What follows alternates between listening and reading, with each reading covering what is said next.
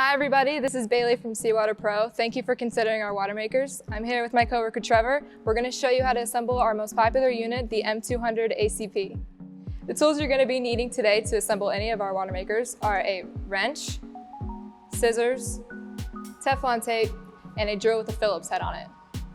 Now we can start unboxing the components that you will find in your WaterMaker.